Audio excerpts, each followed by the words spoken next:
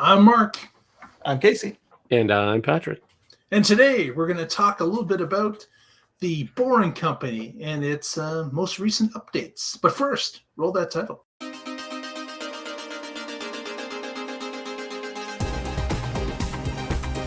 You're watching the Tesla Life Express.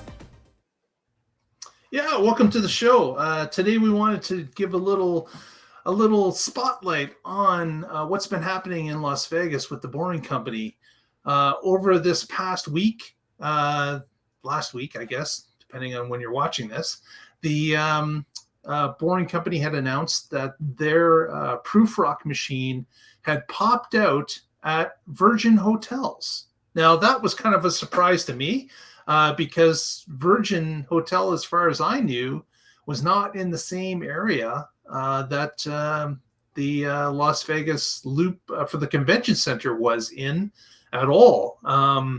And I pulled out a map and started to look for it. And sure enough, it's about almost 2 miles away south of those locations. So heading towards the airport. So there was a photo that they put out of Proof Rock popping out. The Boring Company put this out. And you could see the Virgin hotel sign in the background with it, buried, looked like about 20 feet or so, and was coming out of some sandy type rock. So I thought that was kind of cool. And I had thought, well, let's see what they've done so far, and put together a couple maps that I thought we could go over today and see where they're currently heading or what they're currently doing.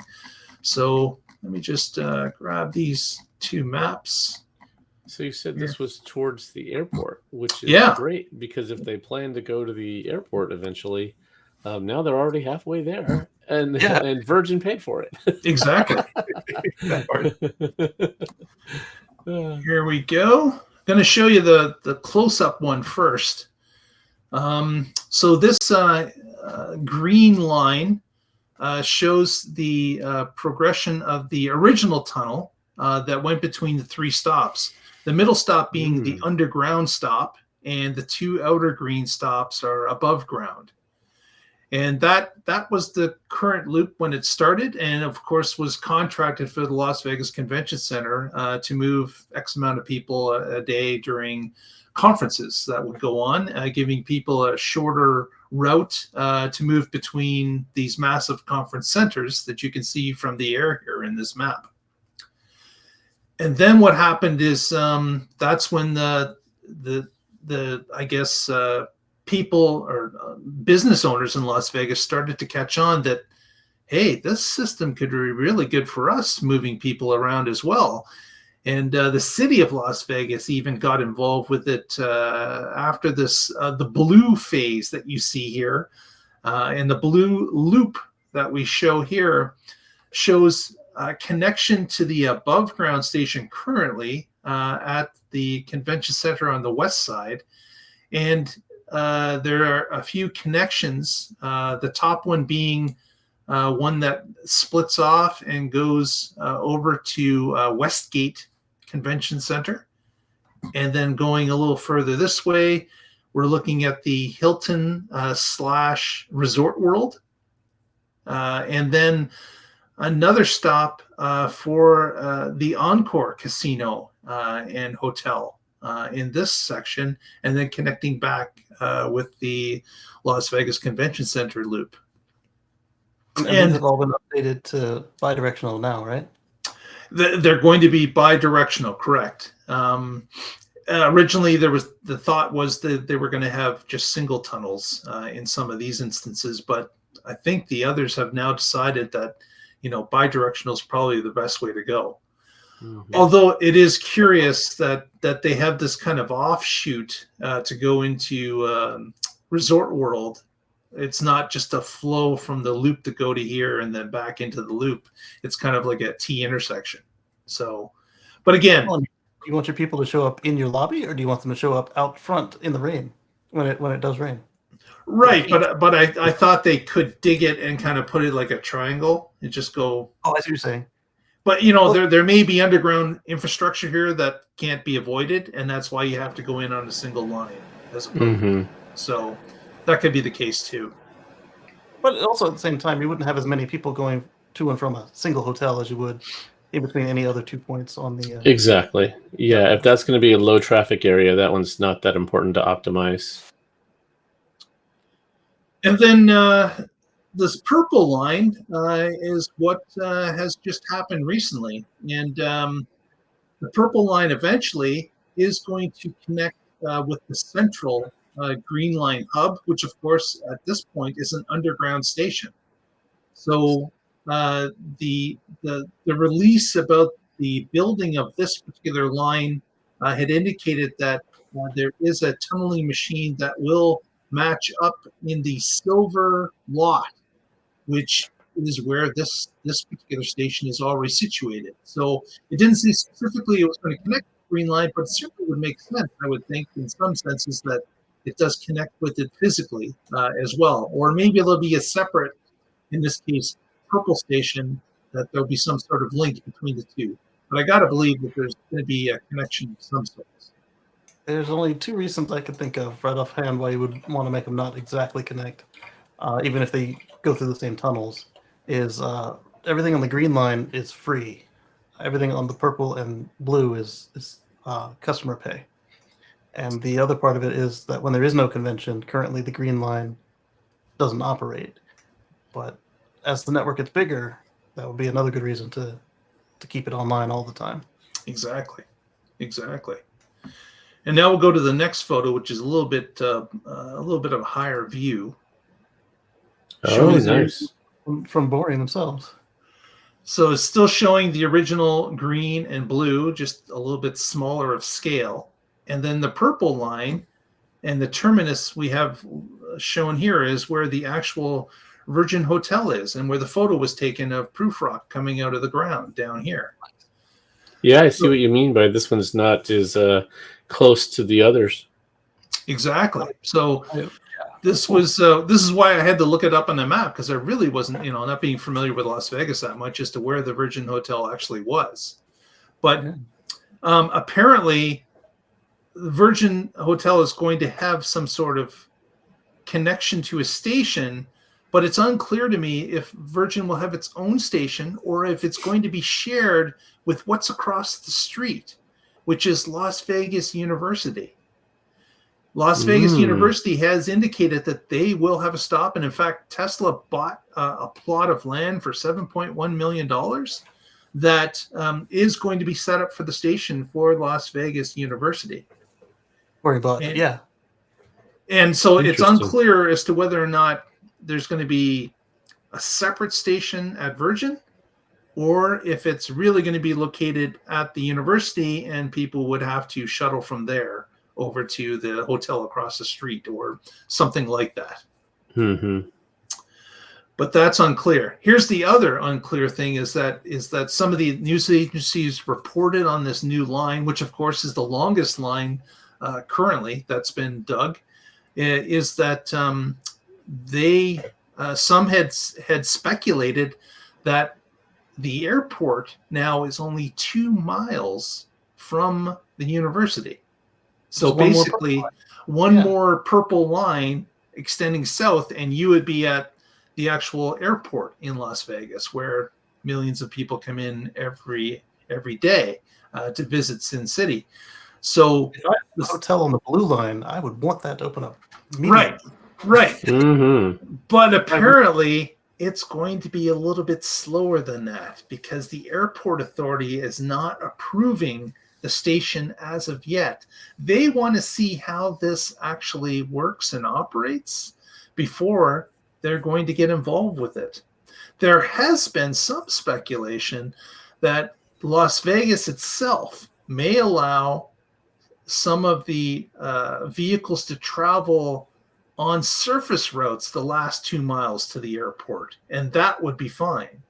But there is talk about whether or not, of course, autonomy is going to be involved, if there's going to be human drivers for that, because of course we have talked about this in many different shows about how autonomy really hasn't come to this loop system yet, even though the three of us thought that it might be one of the beginning places to add autonomy because of the lack of other things that are in play, giving you less opportunities to have issues if you've got less stimulus that is prompting the autonomous cars if you're in a tunnel. Mm-hmm. I will say this, though. This is much easier to read than a bus map or a subway map, and it doesn't matter about the schedule because they're just always there from where you're going to where they're going, assuming that the convention center is open. You can go to any of these stops in between them all. Right. That's incredible. I would have to say, Casey, that if this line, or when this line does open, I'm thinking that the convention center is going to be paid handsomely to allow Tesla to use the tunnel as a throughway, whether the convention center is open or not. Right. Yeah, and if there's too much traffic, they'll just build a tunnel right next to it and have two of them that way. Exactly. Or underneath it, because next to, below. There's think 3D. There's lots of options. Yeah. Exactly, 3D thinking. Yeah, there could be a couple lines underneath the same line. So that's really tough to comprehend when you're thinking in a map type view. Right. Yeah. And a colleague get into your vehicles. Your colleague is going to the center route on the convention center, and you're going to the purple line, or from the purple line to the end of the blue line. Not that you would actually do that unless you're going to visit another colleague at a different hotel, right? Yeah. You have to stop when your colleague stops in front of you because he gets in the car first. You don't have to stop to wait for him to get in and out of his car. He pulls off the main line and does his getting out, and you keep on going until you get to where you're going. So I'm curious then how this stat was going to change. How long does it take to get from the furthest 2 points on the system, and how does that change as the years go on? Yes. Yeah. So the cool thing about this is they can add stops whenever, wherever. Where if this was a train route, you'd have to have a particular a loop that it goes through, and then you couldn't do offshoots or other things without a lot of complexity. And with this, because if this was trains, you'd have to have one that's on the purple route, one that's on the blue route, one that's on the green route, and then at the intersections you'd have to change cars, or and then there'd be a schedule, and it would only work, if depending on what time of day you got there and if it was running. Where this is all point to point. You get in a car, it takes you where you want to go within the network, and that's it. You don't have to deal with all the other complexity. And that means that you're going to get there faster because you're not stopping at every stop that everybody else on the train needs to stop at to let people get on and get off. You just go where you want to go. Yeah. And the other part that almost nobody ever touches on is if you have mobility concerns, say you have a scooter or a walker, or you just don't move as fast as you used to. You don't have that peer pressure, that those people staring at you. Take the time that you need to do what you need to do to get there safely and comfortably. You can go at your own pace, and they don't feel that weird feeling towards you, and then you don't feel that they've got that towards you, and it's going to be a lot more stress-free and positive for everyone involved. Yeah, you don't have someone who's impatient yelling at you, "Hurry up! I gotta get somewhere." Where I'm going? Okay, well, go. Yeah.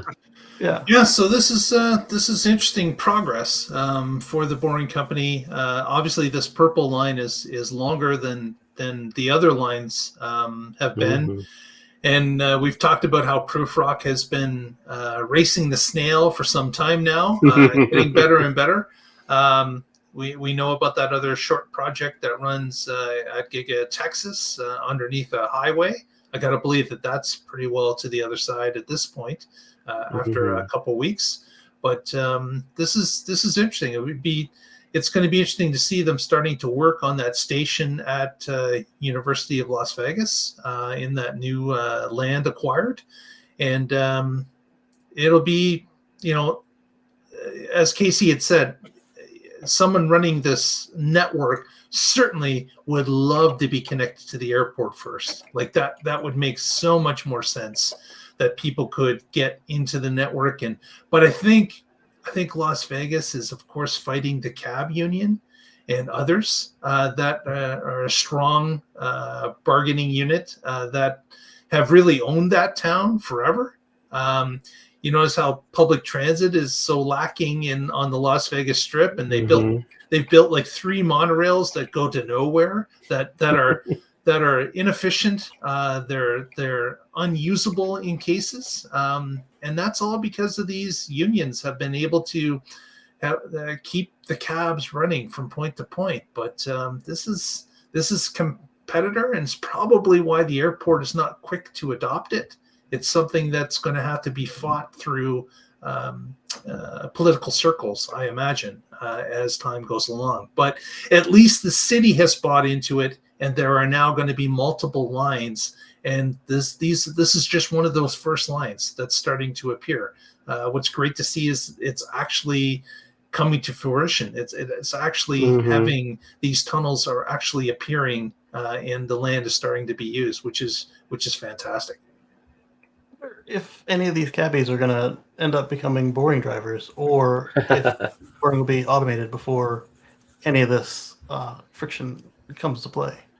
I got to believe that, of course, automation is what Tesla's after here. They cannot keep 70 drivers employed at just the green route and then add another 70 for another 70 for another. That's just not going to happen. It's not scalable. So I got to believe there will be no driver jobs at some point. That's ultimately where this is going. I wonder if that's something that we'll find out on the 8th of August. Maybe. Yeah. Might be something to do with what FSD is shown on the 8th of August. So we'll certainly keep our eyes on that. What better customer than one that you also fully control? Right. Yeah, the thing that I find interesting about this is just how fast this has happened. Like you said, the purple and the green route are already up and running. And now the purple route, the proof rock has popped out on the far end. Of course, they still have a lot to do to prep the tunnel for that. But think about every other project like the Big Dig in Boston and others, they would take decades. And all the time, with city, state, federal funds siphoning into those companies that are going a foot a day. That's not how this is working at all. So it's nice to actually see progress and something that's not just a way to milk money from the system, but actually to get a result done. That's the best part of this. Yeah, all of this has been private, right? Like the green route was done by the convention center, paid for that, and then everybody else, other than the verbal support from Las Vegas, I don't know that they put any money down, did they? No, I think the Boring Company fronted the blue line basically themselves, and of course is going to make it back in fares. Their customers, if any, nice. Yeah. With that, I think we'll wrap it. Casey, any shout-outs for us? Yeah, so here we are on Monday, and we will catch you on Wednesday on the Tesla Life live at the same time, same channel. Very good. Patrick? You can find me online at any of these spots, and at carswithcords.net, I wrote a story about the boring tunnels, and it has the clickbaity title of "The Reason the Boring Company Will Win That No One Understands." So check that out. Will do. All right, everyone. Thanks very much for joining us. We will catch you next time on the Tesla Life.